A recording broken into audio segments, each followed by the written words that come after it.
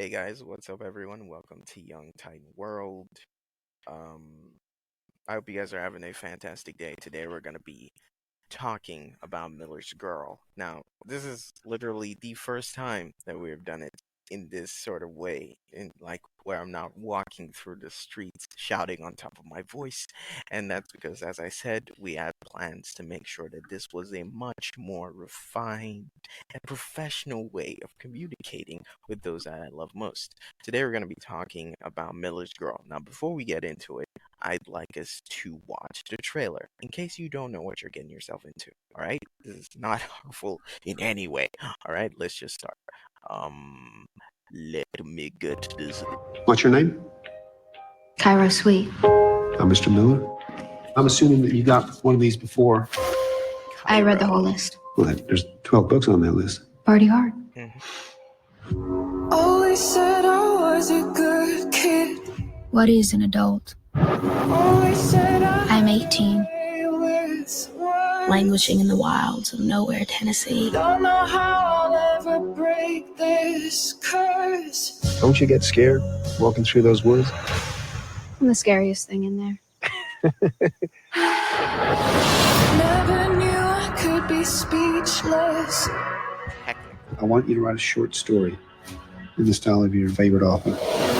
Are you offering me special treatment, Mr. Miller? Well, John here is prepping her to be his transcendent. Is she pretty? oh, she's talented. Damn, even worse. What are you writing about? I'm uninspired. I've had no achievement. Make him love you. I set fire to the whole place. I don't know how. She opened her mouth to say something,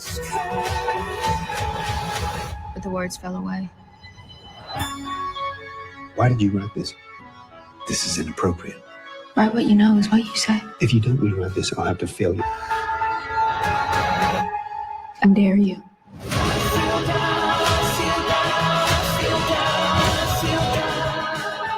It's like he's been living in grayscale and you're the first thing he's ever seen in color.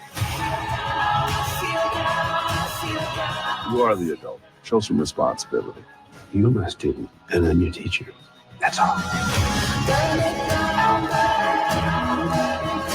If she can convince them, had something happen between us, I could lose my job. It's not all you could lose. You're gonna ruin his life. Burn it down, burn it down, burn it down, down, down, down, down. In your own words, how did it start? Always said I was a good kid. Now, obviously, I'm going to cut those parts out because I, for one, know for certain that it is how it's supposed to be. Before we get into it, I want to say a very big thank you to each and every single person that was a part of this world. Young Titan World has officially 58K plays. Soon we're getting to 60K, which is insane, honestly, for the mere fact that we started off on the streets, literally, we started from the streets. So it's kind of like a step up and a step in the right direction, and I want to thank every single person that has contributed to this. So, what we're going to talk about today is quite simple. It's Miller's Girl. Now, Miller's Girl is an amazing show. I love General Tegger. I love Martin Freeman. I think every single time that I got to see them, I got to see them in either supernatural or super sci-fi kind of shit. Martin Freeman being part of Black Panther franchise. What's her name again? I think her name is Jenny Ortega. Why do I keep saying Jenny? Jenna Ortega. Yeah. She had a very remarkable role in that recent TV show that was like really good. I don't know what the name was. I'm sorry. Yes. Wednesday. It's Wednesday, my dudes. Now, obviously, the style through which this particular show was done is in such a way that it's quite it stands on a different platform. Okay, it's like drama. It's got comedy. But most most of the time it's kind of scary to me. It's kind of scary to me because it also shows you what kids are capable of, or at least those who have reached that stage where they feel like they're old enough to make decisions. And it's kind of scary that it pushes someone who's supposed to be older and smarter is rather the person who is being played and destroyed in this, and it's kind of scary too. So let's talk about the storyline itself. We start off with meeting this girl called Cairo. She meets her teacher. They get off very well. You know, the teacher used to write content, and she is also like she's a writer too in a of some sorts.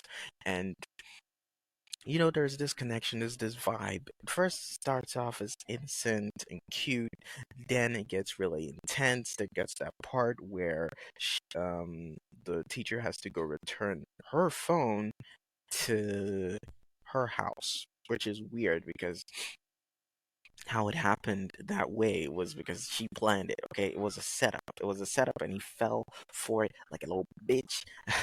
I'm just saying, he was in more ways than one. He was basically moved around the chessboard like a pawn. He was taking the hits for every single moment, and he was just falling for this girl so easily that when it came to that point in time where he was supposed to put his foot on the ground and say, okay, enough is enough, it was too late. And she's also like a teenager, emotionally vulnerable, and anything that gets towards that path is something that's going to have to be met with some sort of force or um darkness in kind. Um, I liked the fact that they were very open about these kind of issues too, because when we talk about pedophilia, I mean, this is going to be the controversial part of what I'm going to say. When we talk about pedophilia, we talk about how the guy always takes advantage of the girl, or at least the older one takes advantage of the younger one, and not the other way around. Rarely do we talk about it being the other way around. We always say that it's a rarity. It's not usual when the kid is the one who's in charge of everything, or is the one trying to doing the mind games and putting the adult on the spot. Basically, making it always seem like the old guys are always the ones trying to do anything. If you take it from the professor, the guy who doesn't do anything, he's like not making any moves at all. Well, technically, he did make the move of inviting her to one of those poet sessions, but that was it. It's not like he went to her house willingly. Okay, she planned the whole thing. She planned the whole thing on his head. No relenting whatsoever. And I guess that part where we get to see him as the villain is overplayed, okay? Because I kind of feel like he's the victim here. He's the victim, no matter how you want to put it. Like his wife, I don't really know much about his wife because when we watch the show, we we get to a part where we see a text message from Amy, not from the wife, which says Amy fucks me enough. Now, I don't know if there was a relationship between Amy and the wife of the professor, but what I can say is that there's this sort of really sadistic, masochistic relationship that exists between the professor and his wife, which kind of also makes him feel as if he's supposed to prove himself in a certain way in order for him to feel at ease at home.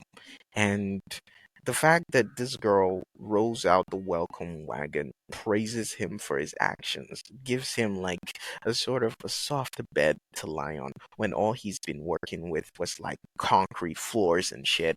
It's only natural. It's like imagine this. Imagine you were born into a family where no one gave a shit about you, and you go out there, you go to the university, and you meet one person who's always praising you for the good shit that you've done. You mean you've been doing this the whole time, no one's been giving you any praise, and then you get one person who is like worshiping you, and it's like, oh my gosh, like would you step out of that and say, nah, man, I ain't gonna vibe with this shit, I'm gonna leave?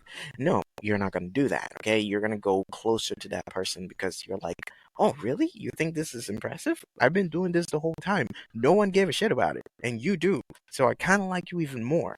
So I think that's kind of like why he took the bait so easily, why it was so easy for him to just like succumb to this new attention that came into him from a girl who was just getting into her adulting phase, to get to the part where she's like, okay, I know what I want to do with my life. I know who I want in my life. And I don't know, we also get the vibes, we get different kinds of vibes from her friend. The one who's always who's chatting with her and is close to her, at least we can call her the best friend. Now, this person is also kind of slutty in a way. She's completely open about her interest to bang one of the professors. Now, obviously, her kind of relationship is on a much different level. It's like it's crazy. It's crazy because if you think about it, it makes you feel as if both sides can be held accountable for such kind of actions. Because if a girl likes the professor or if the girl likes the teacher, chances are she's gonna make it incredibly easy for him to make his moves. It's like, okay, I'm showing you the bait. There's a juicy worm over here. All you gotta do is nab it. No stops, no butts, no nuts, no coconuts. Wait, is that how they say it? No cuts, no fuss, no mutts, no coconuts. I don't know how to say it. Either ways, it's clear that in this show you realize that there are these points in time where all these girls make these moves, and it's all about the teacher's next decision. Now, when we talk about the professor's friend, Dark, the black dude. Now, he already knows. He's played this game before. He knows what he's getting himself into. So when he sees all the moves that are being made on him, he encourages it, but there's a line that he doesn't like them cross. It's like, you're not gonna catch me lacking. I know how to deal with this shit. Now, he's on a more confident level than the professor himself. The professor is kind of like, he's loose. He's kind of like a person who craves for attention, but not a person that's going to like force you to pay attention to them. They want the attention, but they're not going to kill themselves for it. And that's what makes it different. That's what makes him so vulnerable. That's what makes him that puts him in the bullseye and makes him so vulnerable to the entire thing.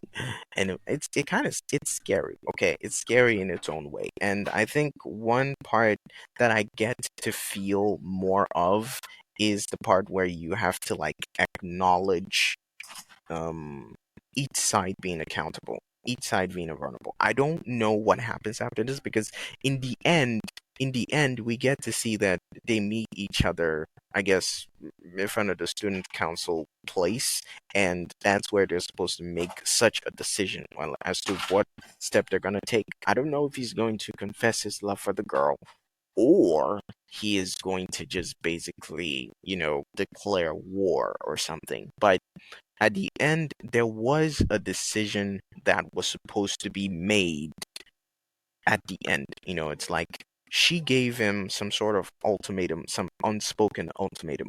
Either he's going to crush and burn from losing his job, losing his wife, and falling apart, or he uses that to inspire him to make more content, to make more books, to like offset a completely different mechanism in his system that will make him, you know, be more determined to get far as as a writer, as an author, actually.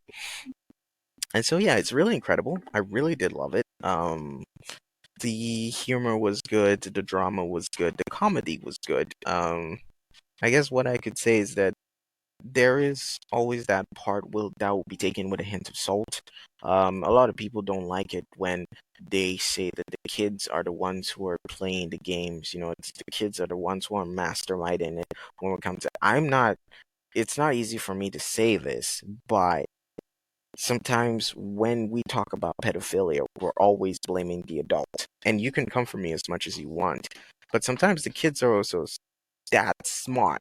And my friend, at least the friend that I've discussed this with, she says that it's a rarity. It says it's unlikely that you're going to find a person who is going to, like, be such a mastermind. But I'd like to hear your like, I want to know what you think. All right.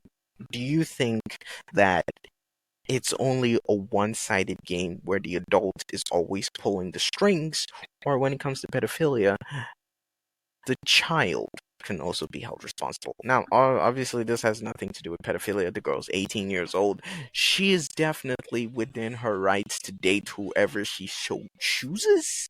So that's great. Um, I guess I'm just taking this as best as I can in terms of what happens in schools, because this is definitely something that will happen in a school. Probably has been happened more than once, and we always are so quick to point fingers. And so I'd like to know what your view is on this. Now, this is the end. I hope you like our whole new setup here. The camera is not so great. I admit that. It's an app that I'm using, but the app is online. I do have a better camera though, but it's back at home, and bringing that over here is kind of like a duty on its own, so I can't really do that. But yeah, I hope you guys enjoy it. I hope you have a fantastic day. Please like and subscribe to the YouTube channel as it helps us to grow. I do lots of different stuff over there. When you go to the YouTube channel, it's more funny stuff. That and the TikTok. I am planning on making content that requires my voice more often rather than just doing the stupid TikTok voiceovers and shit like that. So, oh, please do support the channel, as we're actually, this is what we depend on for our bread. So it is definitely more wholesome when I get to see that you guys are enjoying this content and you want to see more of it. So I would appreciate the like and the subscription, because it does help us go in that direction. But we're still yet to be monetized on the YouTube channel. So we're heading there, we're getting there. We're not there yet, but we're getting there. And yeah, for the podcast, really, the podcast, there is a sort of system. You require a certain number of plays before you can apply for sponsorships, or for anyone who intends on, supporting your content every single time that you upload. So I'm just gonna say thank you and opt out. I hope that you enjoyed this episode, and as always, let me know. Let me know what you think about the whole movie itself. If you haven't watched it, I do recommend it. It's really great. Probably I should have told you that at the beginning of this there was gonna be like spoilers or something, but I do apologize in advance if that kind of ruined your vibe. And hopefully in the next one we'll probably have a much better output, which would inform you before we decide to ruin the entire movie for you. Now, thank you so much for listening. I hope you guys have a fantastic evening. Until next time, Young Titan out. Thank you once again for watching. Bye.